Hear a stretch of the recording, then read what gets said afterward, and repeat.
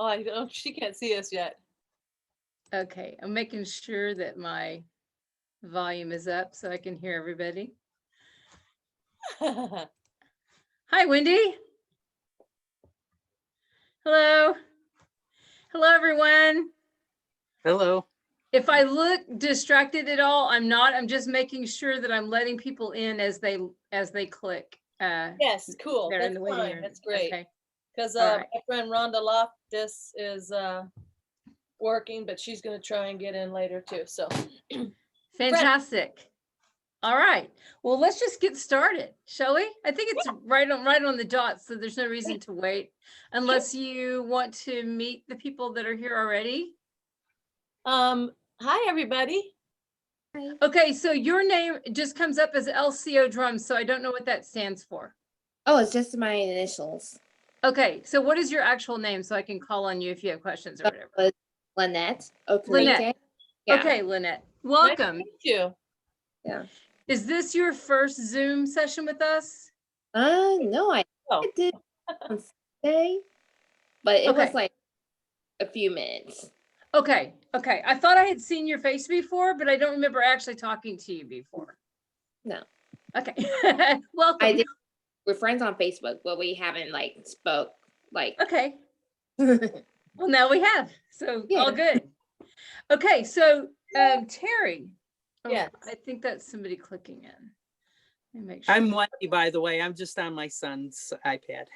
Okay. Well, welcome. I'm glad you're here. Is this your first Zoom with us? With you guys, yes. I just got off one with my students. So. Well, welcome. I'm glad you're here. Me too. We did say hello to you, but you couldn't hear us, just so you know. We did say hello to you, and Tammy even said hello, Wendy, but you couldn't hear us. Oh, no, I couldn't. All right. Nice to see you, though. Thank you for being here. Hi, Hazel. I'm glad you're here. Hazel, if you guys don't know, is part of my leadership team, and she helps me keep everything floating. So thank you to Hazel. Thank you. For sure. Yeah, yes. Hi. Sorry, I was on mute. Hi, everyone. Yeah, I have everybody muted automatically when they first come on in case the artist is talking. I don't want somebody to interrupt. And so then everybody can unmute as we all catch up what's going on. But I do that just as a courtesy. For sure. Okay. Okay, so we're going to go ahead and get started. Hi, Danny. I'm glad you're here. Is it, Danny, is it really late where you are? No, it's 8 p.m. So it's quite okay. Not too bad. Danny is in Austria, correct? Yes. Yeah, and she comes to a lot of ours, and sometimes it's way late when she. Yeah, the latest was 1 a.m. Yeah. So I'm appreciative that you are here with us. Thank you. Okay, so we're going to go ahead and get started. If you guys don't know who Terry is already, I'm just going to have her kind of get started with telling us how. Yeah, somebody's yours is sideways somehow. I don't know why. It was sideways on the last Zoom too. Yeah, I remember that. I just didn't know how to fix it. Get into drumming. Well, I always remember wanting to be a drummer.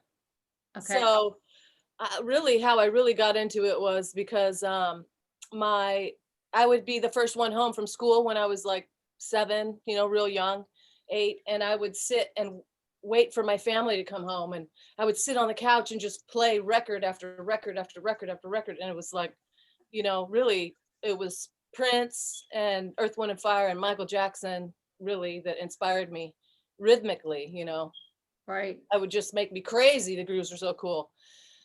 And I listened to a lot of different kinds of music too, ELO, Queen, or James Taylor, Barry White, the Supremes, all kinds of different stuff. But those were the bands that really inspired me to want to play. So that's what got me into drumming, basically. Okay. So at what age did you actually start drumming? Well, right around 8 or 9, I started drumming from my little drum set that I made from the kitchen, with pots and pans and right.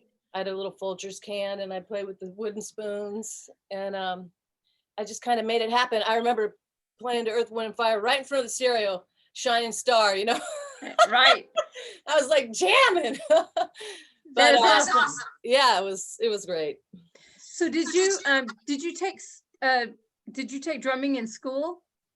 I did. I wanted to be a drummer, and I would tell my mom I wanted to be a drummer, but you know, I was young, and you know, she probably didn't want to hear the banging with the young person, you know, so she steered me over to the viola, and I was like, seriously? Okay. I would never practice it. It sat under my bed. So she'd always say, why are you not practicing your viola? And I'd say, because I want to be a drummer. Like, there's no doubt about that, you know? So then that didn't work out. So she got me into piano for a couple of years, and the same thing happened. You know, my grandmother is a piano player and she was teaching me, but I really wasn't interested in doing that. I wanted to be a drummer. So basically, I joined the drum corps when I was 13, as soon as I got to the middle school. And that's when she realized, okay, she's serious. And she got me a drum set that year. So that was when I was 13. Okay. Yeah. So you I guess you were in drums and band all the way through high school? Yep. Junior high, high school, I played in the drum corps and the concert band, and my drum set at home. You know, I just go home and play on the drum set. So what about college?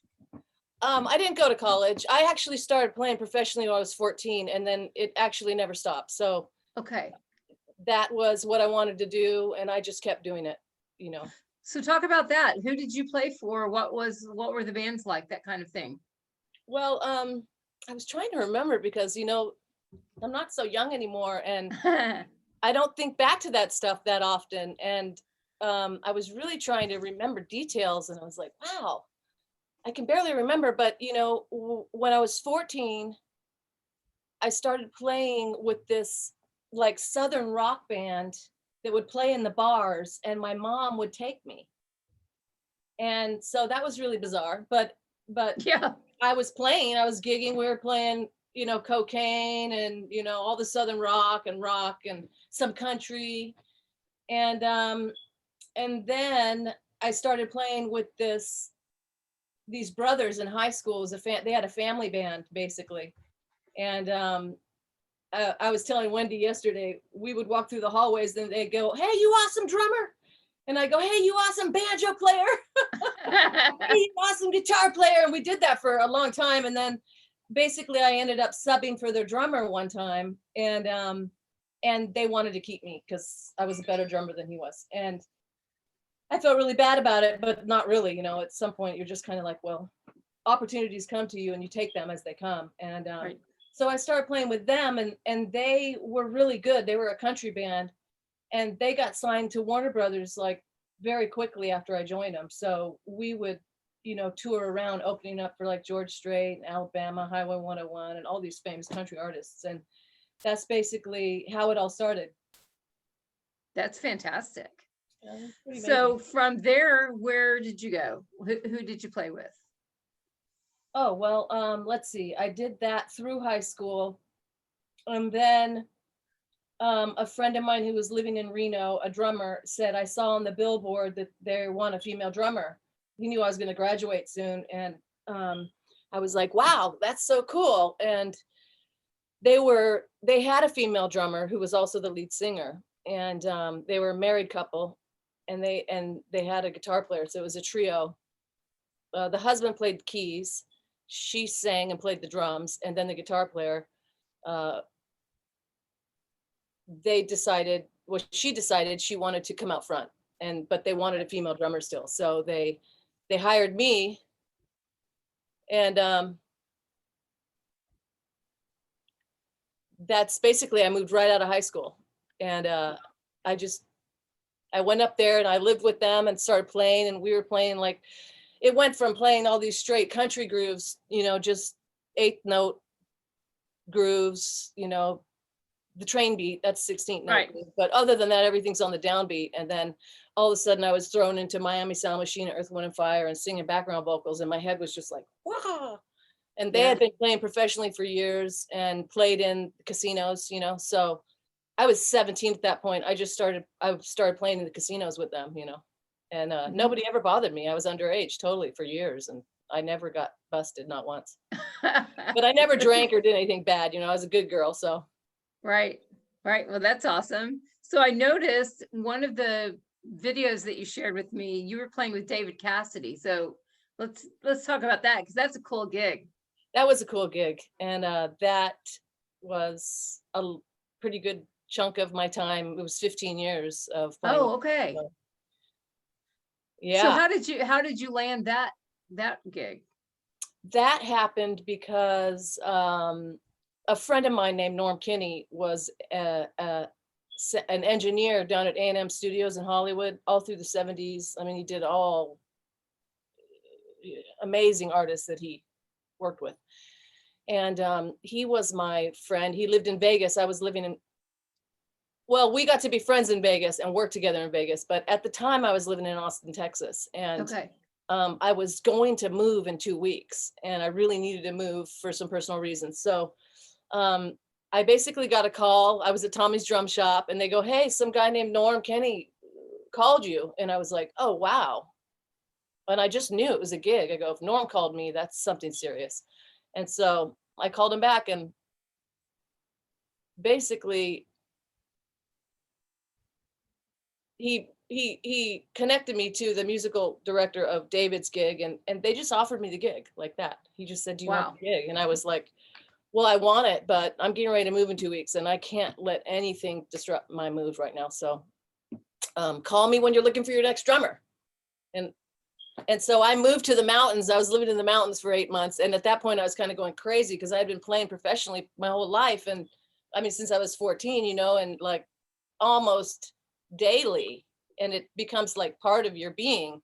Right. And then I was on this mountain, and I wasn't playing just with myself for 8 months. I was kind of going crazy. And so they called, and I was like, "Yes, I'm ready.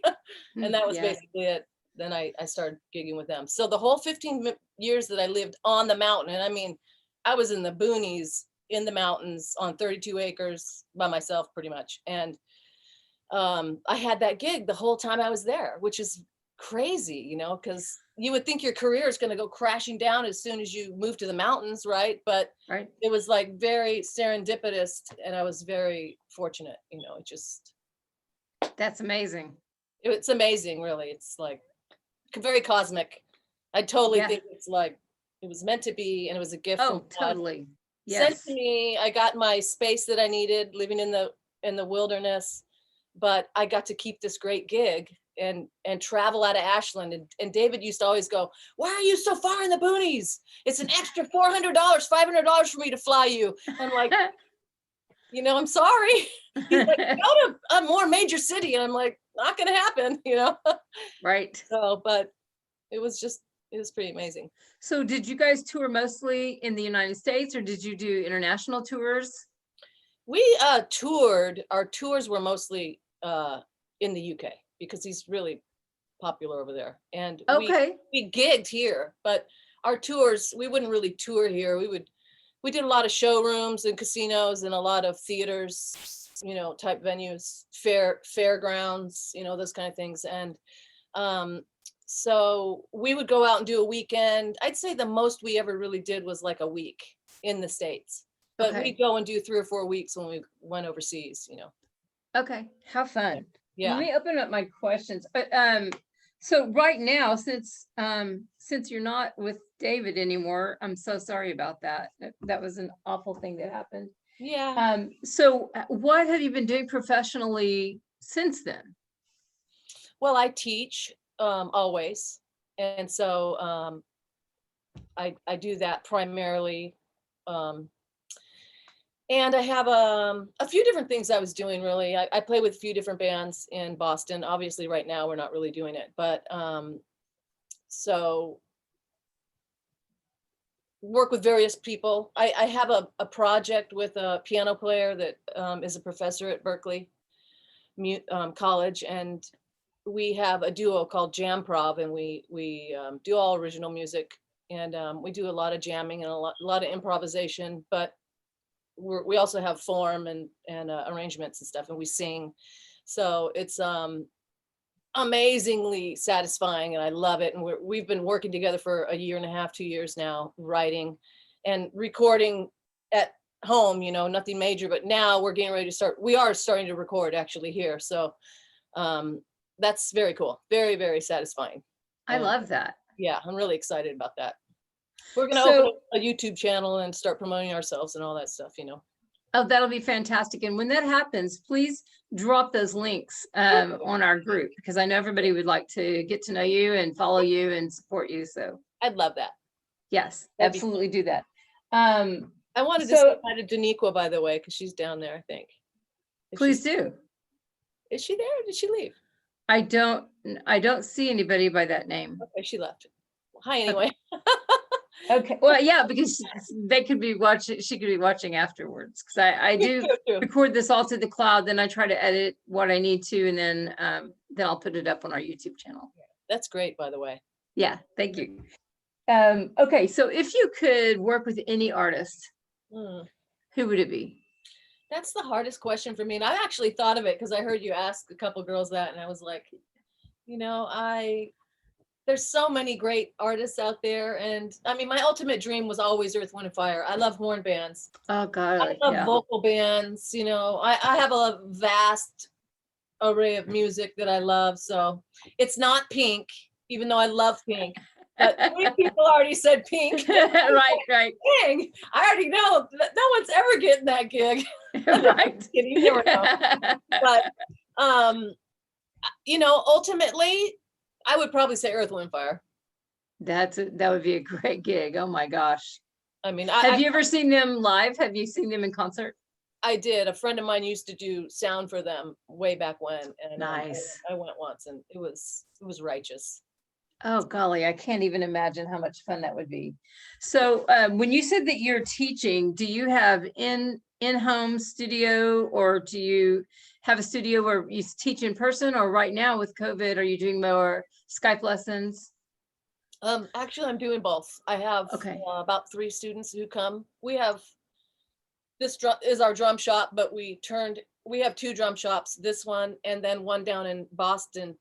So this one we turned into a recording studio, and our teaching studios on the other side. We have a big green screen, and my husband's a drummer too. So we both have our drum sets in there, and we teach in there. We have the teaching kits in there as well. So, nice. We just do it there, and we're socially distanced. So, they come in the front door and sit right on the kit. They don't have to come over to our side, and it works out really well. That's fantastic. So I do Zoom, and then we have them come in-house. Wendy's one of my students. Nice. Okay. That is fantastic. So with you guys, does anybody have a question for Teri? Sure, I'll ask a question. Go right ahead, Hazel. So Teri, you've done some great things. You've toured. I'm sure you've done some session work. Have you ever thought of, leading your own band? Yes, actually, that's probably my ultimate dream, and it's something I'm working towards. Basically, I had my own band when I lived out west, but then I moved here, and since I moved to Boston, I didn't really get out there in the universe like I used to when I would move to cities. I think that your desires change as an artist. Yeah. I didn't want to go beat the pavement. I know how to do all that. I'm like, I don't want to go sit in and get myself known and do all that again. I've done it because I moved so many times in my life, and I would do it over and over again. And I just didn't have it in my soul to do that anymore. I thought, well, I think I would desire something differently. So I really started focusing on my own music more. And ultimately, you have to be honest with yourself and do a reevaluation as you age and go, what is it that I really want now? I'm like working towards what I used to do, but is that really what I want? Right. I've changed, and I need to reevaluate. So if I, am being honest with myself, ultimately, I always wanted my own band where I could come up front, because I write a lot. I play guitar, I'm not a guitarist, but I can play to my own songs that I write. And I think that would be so much fun, and I asked my husband, I go, you want to be my drummer? Would you be my drummer? And he's like, I think I'd be kind of bored.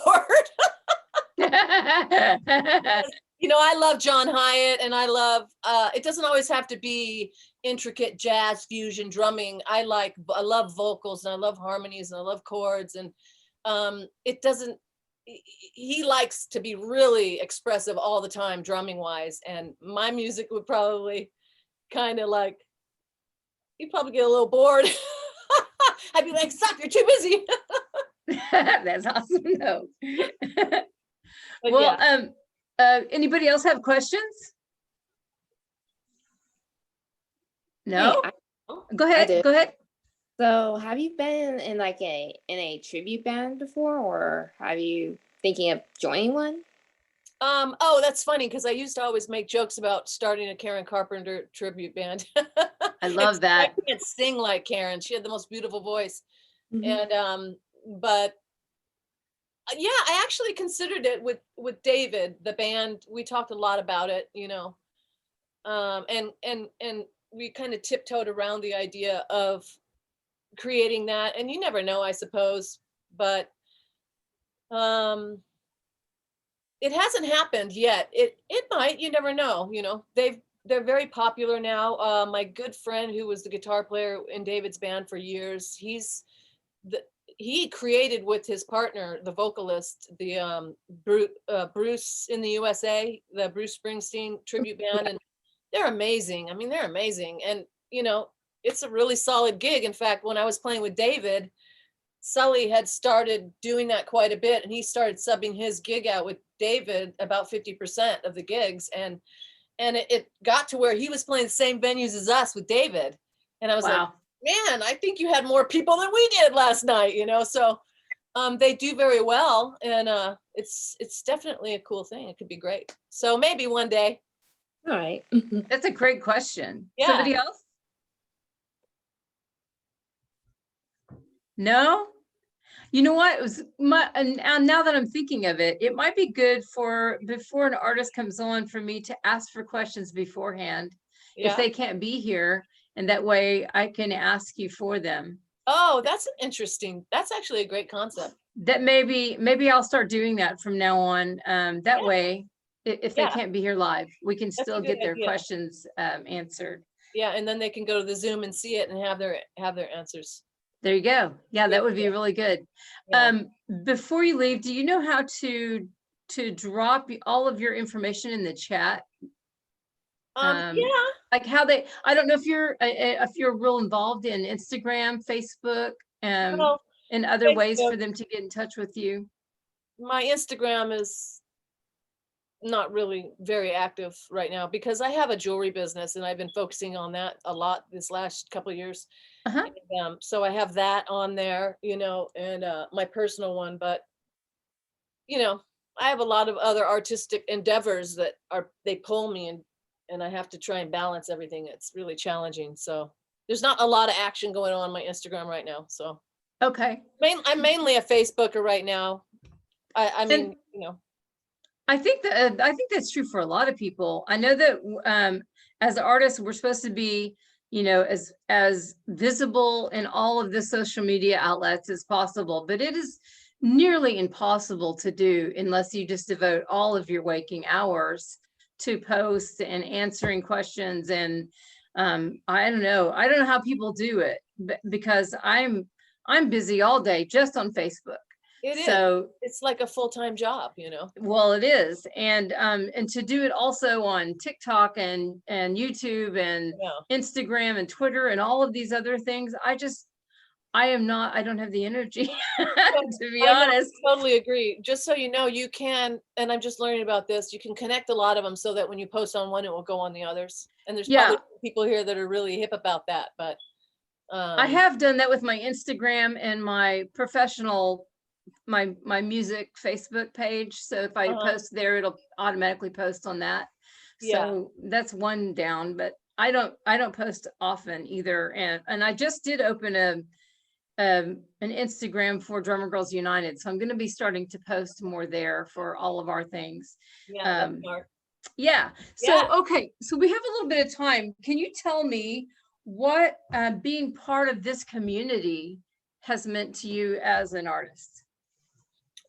The Drummer Girls United community. Mm-hmm. Well, yeah, it's really interesting because, I was young and wanted to play drums. And I do remember hearing people say drums are for boys. And I was like, I'm not hearing that. I don't even hear that. I just decided a long time ago, I'm not going to hear it. It's not going to happen like that because I'm a person. That's it. I never looked at it gender ways. So having been in a male dominated community most of my life, I just adapted to it and got used to it, and I will say that I've been fortunate because I was always kind of such a tomboy. I never really got a lot of riffraff from too many guys. I did a few times, and I did what I had to do to take care of it, but drumsticks were great for that. Yep. But in many ways, what I like a lot about this community is it's really made me realize that I didn't realize what I was missing, because we do have a camaraderie together that's different. And I might have been a little bit incomplete before, and I feel more complete now because when I communicate with the women on the page, it's we communicate differently, and it's a lot more, it seems a lot more like open and more healing and more generous in a way, and about more than just the music, really. Mm-hmm. And I just love it. I love the support, and I love, the fact that everybody is, reaching out to one another and exchanging, learning from each other. Yeah. It's really beautiful. And like I said, I didn't realize what I was missing, and now I feel like I'm being educated almost in things that I didn't realize that I needed an education in. That's fantastic. Thank you for sharing that, because that makes my day. I love it. And the one thing I do want to say, this is really something that's been, I made that post, that like long drawn out post, but there's so many people now online. The social media thing is just like, we're flooded with it, right? And we're not really used to that. And it's getting more so, and it's fast, it's picking up pace, and you're just inundated with people and drummers and everything. And I think it's a little bit detrimental in some ways, because when we were born as a human being, we're not machines in our brains and our heart and our soul. We weren't created for all this input, I don't think. Mm-hmm. And so as cool as it is, because it's the information age and we have everything at our fingertips that we can reach if we want to, unlike you and I, when we were younger, we didn't have that. Right. So that is very, very cool. But I also think it psychologically plays in a negative way for some people, because everybody's comparing themselves so easily now. And it almost really is not healthy in some ways, because all of a sudden everybody feels like they have to, reach a certain standard to be worthy. And I really don't like it. And it's just bothering me. And I'm running across it in so many different places. And it's like, wow, this is a real thing that's happening because of social media. And I just wish people would realize that, that's all there for us to embrace and to learn from and be inspired by, but not to have it make us less or tear us down. You know what I'm saying? Yes, and it can. I get PMs from a lot of people in the group that you guys don't see, and they'll share screenshots with me where they're just being hammered about their playing or their weight or their age or their whatever. And they are fantastic drummers. Like, they don't have to apologize to anybody for anything, nor should they, no matter how they play. But I noticed on just regular drummer pages, Right. Even on the big drummer pages like Drum Talk TV or Drumeo or something else, where somebody's posting something, you've got these basement keyboard terrorists out there, and they'll just say anything that they probably wouldn't say to your face, hopefully. Right. But It's true. they feel like they have carte blanche to just say, to crucify you with their words. And I just think that it's so disgusting and so disparaging, because people take that and just internally process it until they are crushed by it and can't function. And I've seen people just not drum anymore, not post anymore, not want to compete anymore, not want to do the things that gives them joy, because some douche said something awful and he probably doesn't even remember that he said it, but this person has taken it as truth for them. And that's the reason I'm so careful about what is allowed in our group, because I don't want anyone to ever walk away with that kind of thing from our group, ever. Yeah, So it's really bad. It's cyberbullying, really. it truly is. And I think you're absolutely right. If you were in person, you know, maybe some of them might say something, but because they have problems, you know, Right. psychologically, Obvious. but they feel good about making other people feel bad. But I think, you know, that's what I'm saying. That's part of it. We really have to manage ourselves Yeah. with that stuff, because anybody can hurt you. And who are they to you? They're nobody. And they're nobody. Right. And especially if they're willing to do that. I say they're totally nobody, but it's insecurity that will make you give them a moment anyway to even acknowledge that they mean anything or that their words have any power. So Right. that's something that I think really can be developed. This concept can be developed, because I think people need like support, and we need to build knowledge about this. You know, it's about managing your own self. And are you going to allow somebody you don't know to hurt you? And why would you do that? They don't mean anything, and they might not know anything about drums to begin with, you know? That's it. And so, yeah, this is what I'm talking about. It's like, it's a real thing. Like I always say, we're the internet police when you need them, right? Because Yeah. there are none. It's like, that's a whole world now in there, and people can do whatever they want. So, And we truly do have the power to give people permission to live in our brain, take up space in our brain and in our soul. We can allow that to destroy us, or we can allow that to make us strong. exactly. We get to choose that. So, and that's one of the things that I like to talk about over and over, kind of in our group, where people, and I think that they have been sharing recently, why are people saying these things about me or whatever? And I've seen some of the comments back, and people are really encouraging them not to allow them to take up space in their head, not to allow that person to have power over you. That's So good. we do get to give them permission or not. Yeah.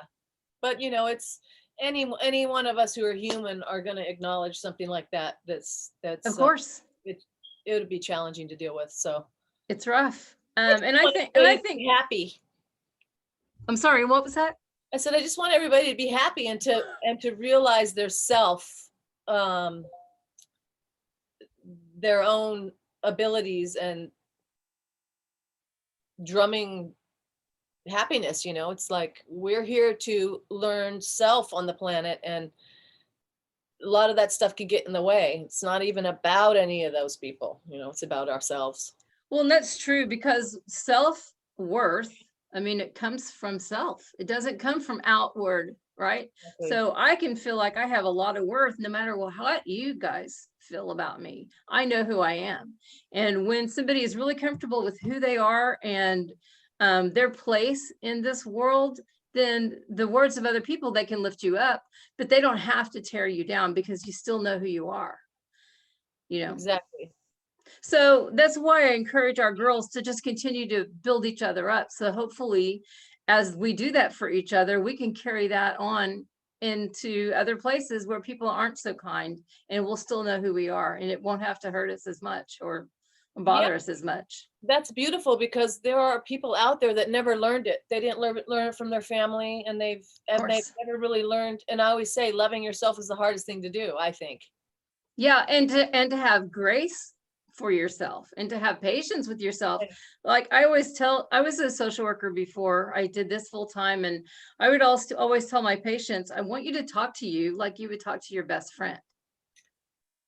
So if you wouldn't say to your best friend, I'm too fat, or I feel old, or I don't do that right, or if you wouldn't say those things to your best friend or to your 5-year-old, don't say that to yourself. That's amazing, because I literally, I had to do that for myself when I was in high school. My father died when I was 9, and I was depressed for about 9 years and a lot of hardship. And in order to get myself out of that space and respect myself, that was part of my therapy. And I just came up with it one day at school. I was like, this is what I'm going to do. You know, you need to respect yourself. Treat yourself like you would treat your best friend. There's it. So ironically, it's a thing. I didn't even realize therapists do that, or, you know, but it is that simple, you know. Everybody, It's that simple to say. It's not that simple to implement sometimes, because like you said, there's a lot of baggage in our past, and sometimes that's really hard because we didn't learn it at home, and the people around us don't, you know, they don't show that to us. So it is hard sometimes to put that on, but once you get it, you've got it, and hopefully the people around you will see it and they'll start to do that as well. Yeah, you know, I just, in my mind, our emotions get in the way. So if we map out what we know is good for ourselves, and then we commit to those steps. Yeah. And we make a pact with ourselves that no matter how I feel, I'm not going to allow it to keep me from going to step 2, because Exactly. it's the emotions that will keep you from doing the things, even though you know that's what you need to do. So like I went through that before, and I just said, I'm not going to think about it anymore. I'm just going to do. I'm not going to think, because when I start thinking, I go internalize it, and then it stops me and it puts me right back where I was. So I think it's important to commit to your goal and then say, it doesn't matter what I feel, that I've already decided that's what I'm doing. So I'm just going to do it. And then It's so true. And then you get through that phase, and now you're into another land, and you don't ever go back there again, you know? So. Absolutely. And I tell my husband this a lot, because I've been losing weight lately, and everybody's like eating all this stuff around me, and I'm drinking my protein shakes or whatever. And he's like, how do you do this every day? And I'm like, well, it worked for me yesterday, so I know it's going to work for me today. And I don't like to let myself down. And it used to be that I'm a people pleaser, and I don't like to let other people down. And then I started to think, but why am I so easy to let myself down? I'm not going to do that anymore. I'm not going to let myself down. I'm going to make myself a promise, and I'm going to keep it, because I'm worth that, just like my best friend would be worth that, or my family. So once that took hold, everything changed, and not just for my life, but in my drumming, and in every aspect of being a professional person. You have to have that kind of mindset. Yes, that's beautiful. I'm so happy for you, because everything can blossom from there, you know, and then you have a foundation. Yeah, absolutely. And okay, well, now that the therapy session is over. But you know, I mean, this is not, drumming comes out of our lives, and if we're all kind of screwed up inside, that's going to reflect when we play and everything else, and in our relationships and our bands. And yes, it's we have to be whole. We can't just go around half a tortured person and think that we're going to do well everywhere in life. You have to be whole everywhere you go. It's true. It's true. And there's lots of tactics and tools to be able to get there, you know. Absolutely. And encouraging each other and building each other up is such an important thing, I think. And I think our group is just a prime example of how all of these 6,400 girls and women that don't really know each other very well can feel like a family, and daily, constantly encourage and build each other up. I mean, I think that's one of the most beautiful things that I've ever seen on any social media. Is really this group amazing. It has been incredible. And people, even yesterday, people will contact me and say, hey, somebody gave me a shirt when I couldn't afford one. So now I have a little bit of money. I'm going to gift a shirt. And last year, I bet we gifted 500 shirts. It was crazy how many people donated shirts and Awesome. jackets and hats and things to give to people they don't know, but that were in our group, and they felt some kind of sisterhood bond with them. I know. Yeah. I It's really love that. an It's incredible beautiful. thing. And It's you an know, I incredible think thing. it's like an eye opener. I mean, it is for me. I didn't realize that I was going to get all of this out of this group, and it's just starting. So, I mean, for me anyway, because I haven't been in the group that long, but Right. I mean, I've been connected with you to some degree, but it's really great. And I think a lot of amazing things are going to come from it that nobody has any idea as of yet, you know? Yes. Hey, now, you said you're in the Boston area now. Yep. Okay, so if the hope was that if I get these clinics going, because I wanted to do 4 or 5 in different parts of the United States, LA for sure, Austin probably. I wanted to do one in the Boston area. If I did, would you be up for being a clinician? Absolutely. Okay, so that would be perfect. I would love to have you. Yeah, and I'd be happy to help you. I ironically was thinking of this today. So, and I have some other ideas that I can't say right now, but I'll talk to you about it. But Sure. they're hypothetical, but they're really great. So I'd completely be into it. I think it would be Okay. wonderful. Yeah. I think that would be brilliant. I would love to have you. And I know that you would have so much to teach people, and they would love to have you as a teacher. Thank you. And also, if bet. you've been to Austin, I used to live there, and that's one of my favorite places on the planet. So I might even like fly down there and just to be part of it. It would be fun. We've got a lot of members in the Austin area. Yeah. I didn't realize until I posted all of those analytics the other day. We have Right. almost 200 in LA, which I didn't realize. Yeah. Austin had a whole bunch, and I know the East Coast, Boston is pretty central to so many other places, easy to get to. So I Yeah. think that would be a real good fit. Yeah, it'd be great. Yeah. Thank you. Okay. Sounds good. Okay. Before we end up, do you guys, I haven't heard from Maya and from some of the others. Does anybody else have a question for Teri? Oh, you're also I happen to be in the Boston area, so I'm very interested in Really? anything going on. Wow. Awesome. Because Where are you? I think I've only had one female drum teacher in my entire since I was a kid and started playing. Wow. And luckily, most of my experience was positive, but I have had a handful of educators who were not as positive influences on me for my drumming at a really critical age in my life, like 12, you know. Oh yeah. 12. And I think the educator is really important, especially from like as a little girl, it was really important to me.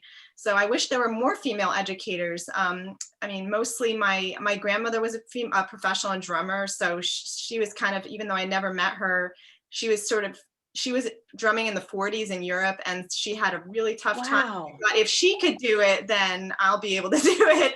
No, that's serious inspiration. Yeah, But for you sure. can, and feel free. We can get together. That'd be really fun.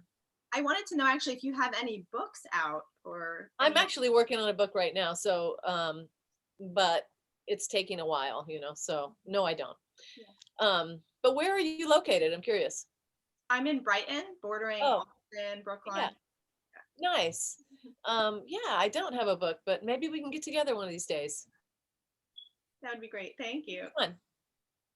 Well, you guys, thank you so much for taking out time on your day to be part of this. Teri, you were a joy, and thank you so much for being part of this. Thank you very much. And it was a lot of fun. I really appreciate it. And I love what you're doing and what you've done. And I love this group. And I just think it's beautiful. Well, awesome. The next one, you guys, is going to be mine.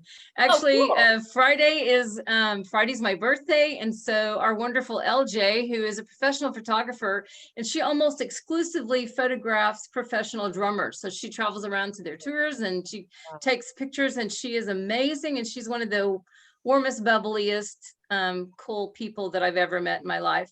So she is going to be my interviewer. And that's going to be really fun. So if you guys want to pop in for that, that's going to be on Friday. I don't know what time, 2 or something, I think. So I'll post the event here pretty soon. And so you guys can join. Post it soon because I have students and I won't be able to move them if it's last minute. Okay, I will, after I get off of this, I'll go ahead and schedule it and I'll post it so you guys can catch it. Yes, because Wendy and I have lessons together on that day and we both want to catch it. Okay. I think it's at 2:00, but I will double check and Okay. let you guys know. Please do. Okay, well, thank you so much, everybody. I appreciate you so much. You don't even know how much. So I'll see you hopefully on Friday, but if not, I will be posting this to our Facebook group and also to our YouTube channel here pretty soon. Thank you. Okay, Thank you. take care, did you great. guys. Thank you, All right. Tammy. Bye-bye. Bye, everybody. See you Friday. Yes. Friday.